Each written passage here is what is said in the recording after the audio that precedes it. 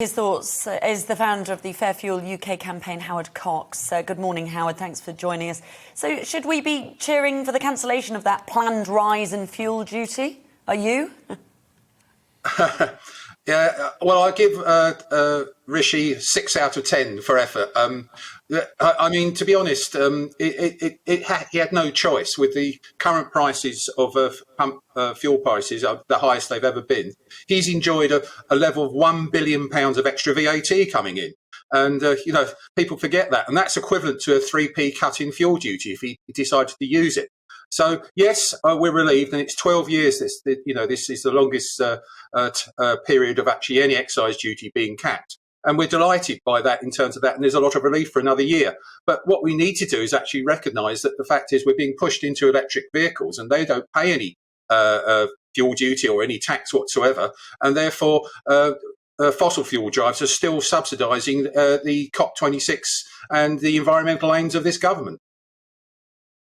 There's the irony, isn't it? Because, as you say, he had little choice, given what the price at the pump is at the moment.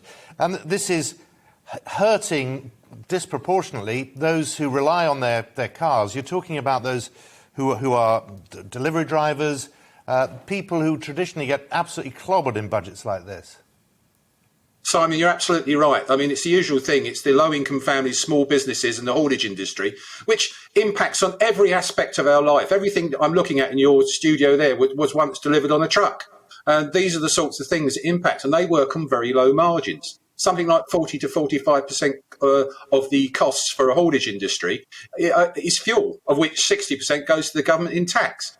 So, but one of the other things we should also be looking at is the opportunistic profiteering going on the commercial part of the pump pricing, because, we're seeing pump prices way higher than they need be. They should be 3 to 4p lower anyway. I mean, because of the fuel supply shortage and exchange rate and the price of oil, which is the highest it's been for over a year, we're seeing opportunistic profiteering, greedy profiteering at the pumps. And that's something the government could look into. We've got Ofgem, we've got Ofcom, we've got all those sort of things. Why haven't we got Off-Pump? And we called it Pump Watch. And I've got a lot of backbench support for that.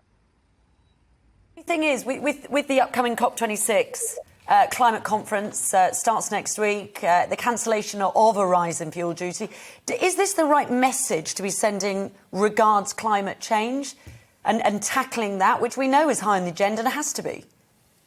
Yes, I think it's exactly the right message, Kirsty. I'm sorry. I don't equate high taxation with actually saving our planet. It's as simple as that. And most of the drivers don't, etc. They've got no choice but to use their vehicle. And if you put fuel duty, doubled it, there's still people have to go to work. They still have to go to hospitals. They still have to go to colleges. They still have to, especially in rural areas where public transport is appalling. This is the sort of thing. Now, what we could have said is he could have halved the price of public transport. We would have backed that as a motoring campaigning group, but we didn't hear that. And we should also hear him say incentivising cleaner fuels and get rid of this cliff edge target of a 2030 ban on diesel and petrol vehicles. What we need to do is work together, consult the people that use the roads, rather than just put in virtual signalling policies. So that motorists around the country are treated as a rather unfortunate necessity by the government. We look at what's happening in London and other cities where you're getting charged just to be able to drive in your own city. And this obsession with electric vehicles, with getting people on their bikes and things like that. The motorist is not a popular person at the moment.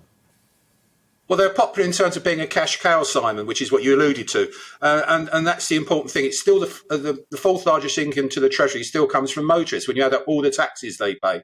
And the important thing here is, please, Rishi, please, Boris, work with drivers, because we all want clean air. We all want an environment. We all want the planet to be safe. Those are the things we all share. But you don't do it by hitting people in the pocket who have no choice but to use their vehicle. And that's the point. And you're absolutely right. We've got Sadiq Khan in London increasing the ultra-low emission zone to the North and South Circular. And I hear he's only 2 years away from pushing it out to the M25. What does that do? People who are actually quoting on jobs, plumbers, electricians, etc., go into London and paying £27.50 a day to go into, and they're not sure whether they're even going to get that job. And most of them, I'm hearing, are actually saying they're not going to work in London again. So those policies are killing off business. Well, that's cheered us up. Howard, thank you. It's good to take your take on it. Well, yeah. The one thing that, Howard, slightly depresses me is, we've got the AA, we've got the RAC, but nobody really seems to be shouting for the motorist. And let's face it, most of us are, one way or another. Well, I'd like to think I'm shouting like that. I've been doing it for 12 years, Simon. I remember you interviewing me on BBC all those millions of years ago. Ooh. And I looked a lot younger than then. We all did. No, but the important thing here is exactly that. The driver, the motorist, is vital. And the haulage industry, with the shortage of haulage HGV drivers, shows this government doesn't have a long-term road transport policy. We've been calling on that for the last 12 years. And I'm calling on Boris to please sit down with people like us. I'm disappointed with the RAC and AA. They tend not to actually do anything. They just issue a press release and think that solves everything. Well, in my campaign, we had 40,000 emails sent in 24 hours before he stood up at the dispatch box yesterday from his supporters calling for a cut-in duty. Those are the sorts of things that we do. We do it objectively. We don't glue ourselves to the tarmac and things like that. But what we want to see is honest and being fair, equitable support for the motorists. And I hope one day the government recognises that, especially from a Conservative government. Sure. Yeah. Howard, you said earlier that everything in this studio was delivered by truck. We just had an email from Rich who said, I can see Simon being delivered by a truck, but not Kirsten. Oh, there you are. I know what you're going to say. They've probably got a point. Howard, it's good to talk to you again. Dear. Thank you very much for joining us this morning. Thanks, Howard. And